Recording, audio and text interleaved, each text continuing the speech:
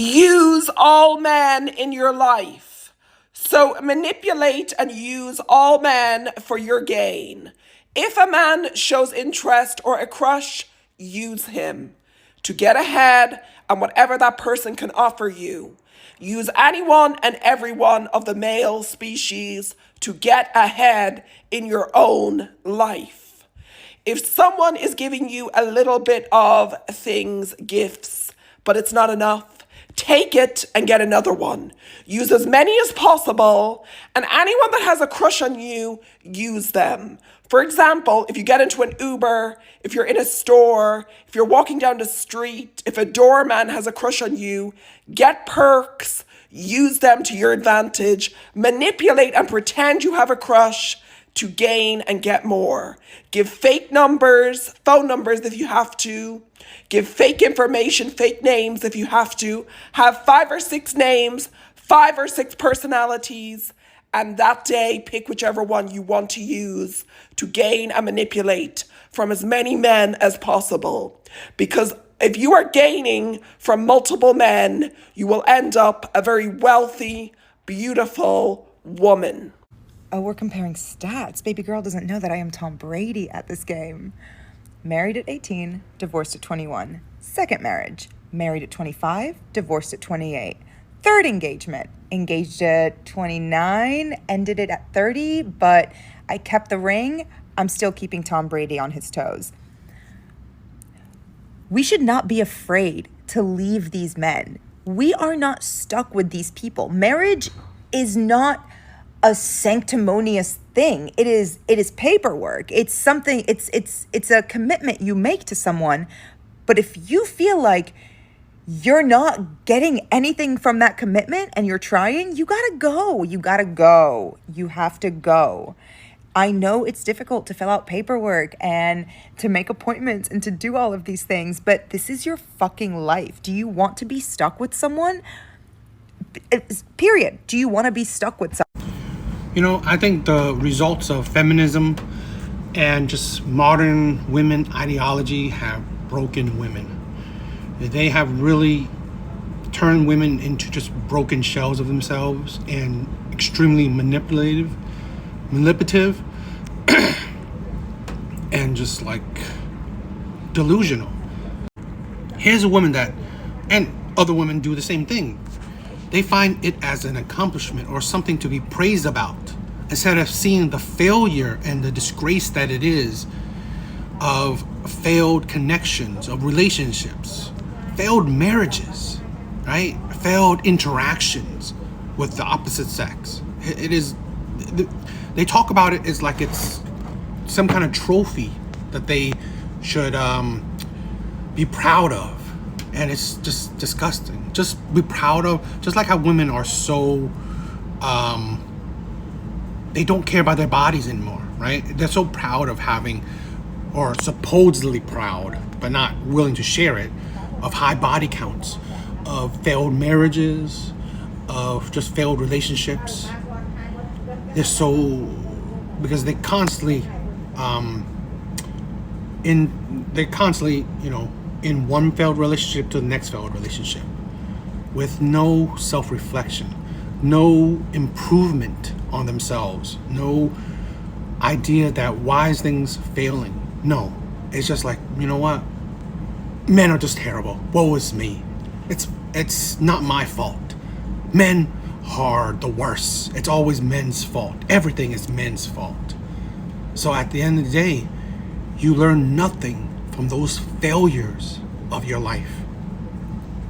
And I think just constantly repeated cycle. And then you're 40, 50, 60 and still in the dating market. You know, it's ridiculous. It's just a sad outcome. You know, the consequences of feminism and modern women ideology. Get me a Benz before and put me in a loft space and, set my whole life up differently than what it was normally. And I feel like if you brought me to like this level, and then we didn't work out, but we're still friends, we didn't have beef and no one cheated. It was just didn't work out.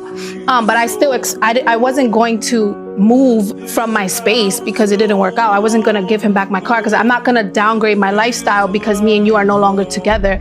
And I just feel like if you put me in this space and that was under your budget, then what's the difference now? But I personally feel like, no, I'm not moving. But see, what he did was this though. He gave you the upgrade, but part of that upgrade is because you're with me. Yes. You understand? So let me just go though. So we didn't work out, me and you dating. You feel me? So I'm supposed to keep paying your loft and keep paying your bins. Now I get it.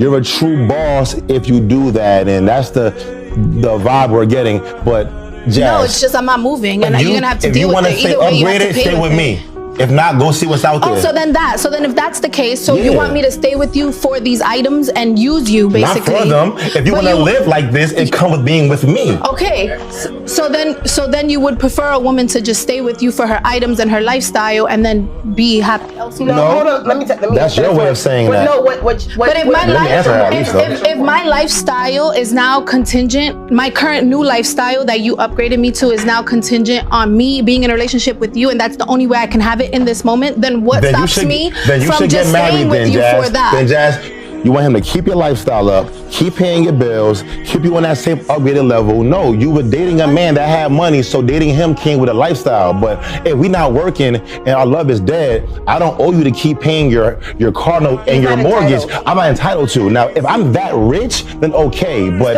realistically, that isn't really my job. You should find you a man like me and upgrade to him and keep your lifestyle. But that takes time. So I just feel like if someone had me on a certain pedestal, you're not just because we no longer working, you're not just gonna rip the pedestal from me, or I'm gonna feel a type of way and just as petty and ruin them things. I'm gonna ruin the car, I'm gonna trash the house, sponsor you until you move on. Not until I move on, but give me until I more time. until I figure it out. Respectfully, right? I lived in Miami 8 years.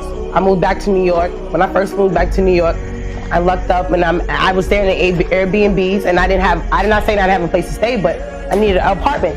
The guy I was dating, he happened to get me an apartment. The place is $4,200 a month. Not saying I can't afford it, but I don't want to spend that. When we didn't work, did I expect him to keep paying that rent? I'm gonna keep it 100 with you. If I play nice, I do expect him to do it. If I'm still answering phone calls, I'm still giving you some sex, I'm still going to dinner, I'm still giving you the similar affection of when you were paying these bills, because I understand subconsciously why you did these things. You didn't do these things because I was entitled to it. You did these things because, one, you saw a future with me, or you like what came with giving me these gifts. Now, what I choose to do to reciprocate that, when we broke up, I don't expect him to keep paying the rent. I'm gonna be honest, I wasn't even comfortable bringing the guy there while he was still paying the rent. So I'm just saying respectfully, no, he's not entitled to keep paying the rent. When we moved on from each other, unless we were still having the same activities between the two of us, no, he's not entitled to pay the rent. He can't come take the apartment from me, but I'm just saying, ladies, move smart. This is just some game for you. If a man is gonna put you in a place, this is just me, he's gonna pay that the rest of the year. He's not gonna pay it month by month because he's already telling you this is contingent. Things could change tomorrow, things could change in 3 months, they can change in 6. This car I'm giving you as a gift. If I really wanted it as a gift to you, I would have paid it off. You would have no bill. You would have nothing to worry about. If we split, I can't take anything from you. I want you to know no matter what happens with me and you, this is yours.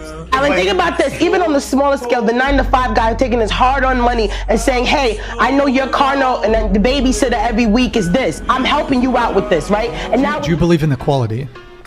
Yeah, So why should the guy have to pay? because I feel like it's a respectful thing to do.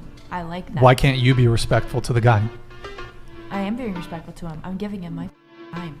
So he's giving you, but what you're giving, he's giving you his time too. Okay, and your point? But so why does he have to pay? Why can't I want to go into the? Why can't I like feeling pursued? What's wrong with that? She wants him to pay because she likes the traditional gender roles, right? Well, I guess if you want to put it that way, yeah. But isn't that antithetical to equality? If you want equality, you have to have it in all realms. You can't just, equality is not a buffet. You don't get to pick and choose what things you like and what you dislike. If I'm in a relationship with somebody and that's been established and it comes to like financials, that's a different thing.